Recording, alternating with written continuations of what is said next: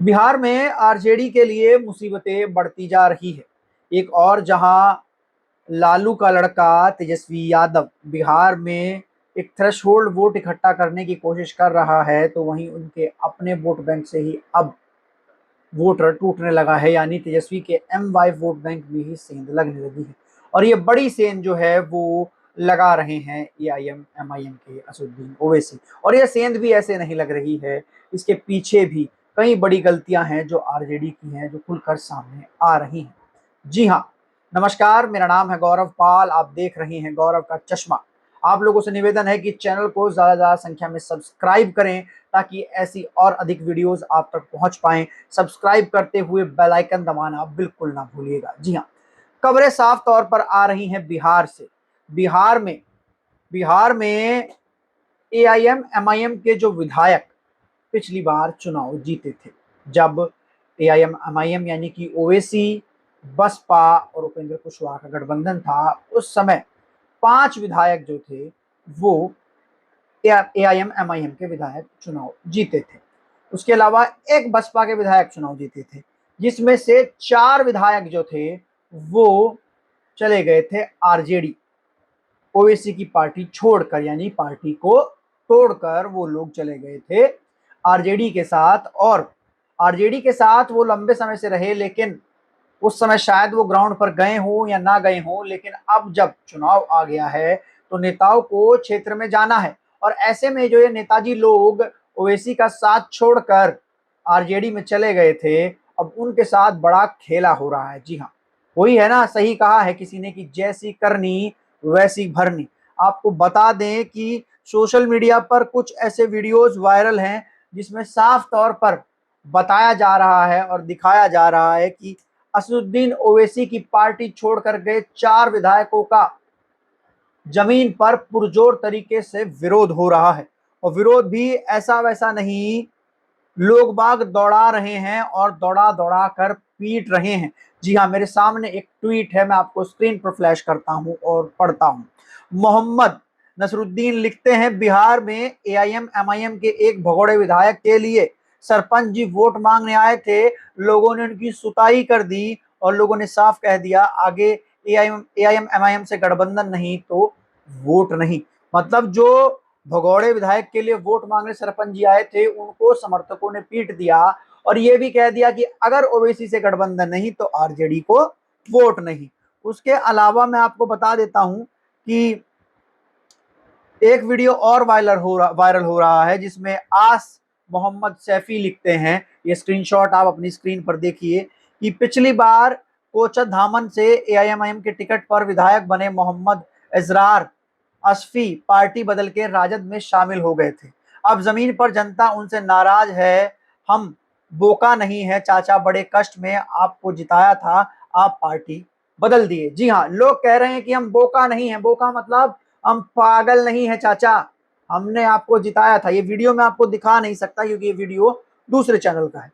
तो वो कह रही है जनता कि चाचा हम बोका नहीं है कि हमने आपको चुनाव जिताया था और आप पार्टी बदल लिए, अब यहाँ आने की जरूरत नहीं है, हमने बड़े कष्ट से आपको जिताया था लेकिन आप तो पार्टी बदल लिए। तो असदुद्दीन ओवैसी के जो विधायक थे, उनकी पार्टी के 5 विधायक जीते, उनकी पार्टी के प्रदेश के अध्यक्ष थे अख्तरुल्ला खान, वो पार्टी में है, वो पार्टी के साथ हैं। लेकिन जो शाहनवाज आलम जो जोकीहाट से चुनाव जीते थे, उसके अलावा ये अंजार नईम जो कि बहादुरगंज से चुनाव जीते थे, उसके अलावा सैयद रुकनुद्दीन अहमद जो कि 82 से चुनाव जीते थे, और उसके अलावा इजहार आसिफ जो कि कोचा धामन से चुनाव जीते थे। ये वो लोग थे, 4 चेहरे हैं जो कि ओवैसी की पार्टी से चुनाव जीते और चुनाव जीतने के बाद वो लोग आरजेडी में चले गए। ये इसको लेकर कई सारे पोस्ट वायरल हैं। एक गोल्डन वर्ड्स नाम से एक ट्विटर हैंडल है, वो लिखते हैं कि ये 4 विधायक हैं जो 2020 में AIM MIM के टिकट पर चुनाव लड़े थे। आवाम ने दिल खोल कर ना इनको सिर्फ वोट दिया बल्कि इनको चुनाव भी जितवाया, लेकिन ये कुछ महीनों बाद ही आरजेडी के साथ चले गए। बड़ा सवाल है कि क्या इस बार आरजेडी के लिए बिहार आसान है? नहीं लग रहा है। एक और जहां आरजेडी जेडीयू बीजेपी के सामने एक थ्रेशहोल्ड इकट्ठा नहीं कर पा रही है। मुस्लिम प्लस यादव वोटर के अलावा कोई वोटर लेकर नहीं आ रही है। मुकेश साहनी जो थे वो गठबंधन छोड़कर जाने की बात कर रहे हैं। तेजस्वी यादव से 60 सीटें मांग रहे हैं, दिल्ली के चक्कर काट रहे हैं।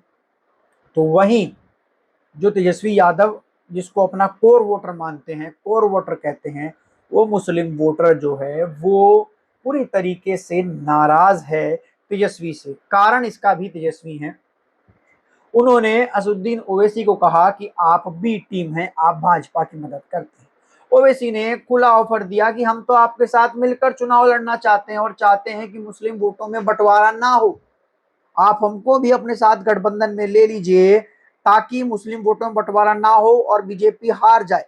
लेकिन आरजेडी की तरफ से साफ तौर पर मना कर दिया गया ओवैसी को अपने साथ गठबंधन में शामिल करने को लेकर। जी हाँ, राजद के लोगों ने तो यहां तक कह दिया कि ओवैसी को चुनाव नहीं लड़ना चाहिए, ओवैसी को चुनाव नहीं लड़ना चाहिए बिहार में। देखिए, चुनाव लड़ना जो है वो तो संवैधानिक अधिकार है।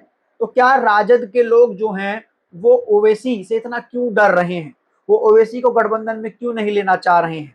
उनको पता है कि असदुद्दीन ओवैसी पिछली बार गठबंधन करके 5 सीटें जीत गए थे। वो गठबंधन भी इतना मजबूत नहीं था जिसमें बसपा और उपेंद्र कुशवाहा के साथ गठबंधन था। अब जब गठबंधन हो जाएगा महागठबंधन के साथ, आरजेडी के साथ, तो फिर बड़ा नुकसान हो जाएगा। जो मुस्लिम वोट बैंक है वो एक और विकल्प उसको मिल जाएगा।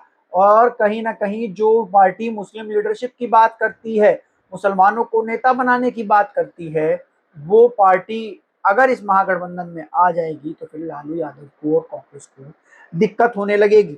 मैं आपको बता दूं कि कांग्रेस असदुद्दीन ओवैसी ने साफ तौर पर कहा है कि हम चुनाव लड़ेंगे, बिहार में पूरी ताकत से चुनाव लड़ेंगे। लेकिन बड़ा सवाल ये है कि आरजेडी क्या एआईएम एमआईएम के बिना भाजपा को हरा पाएगी? क्या असदुद्दीन ओवैसी मुसलमानों का वोट नहीं ले पाएंगे?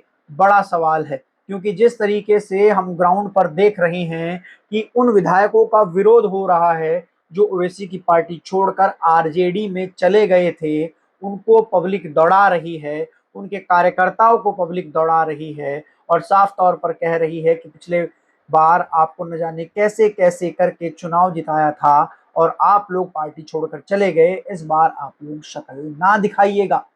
तो बिहार में ग्राउंड पर ओवैसी की पार्टी ने जिस तरीके से माहौल बनाया हुआ है, ऐसा लग रहा है कि तेजस्वी यादव के लिए वो बड़ी समस्या बन सकता है।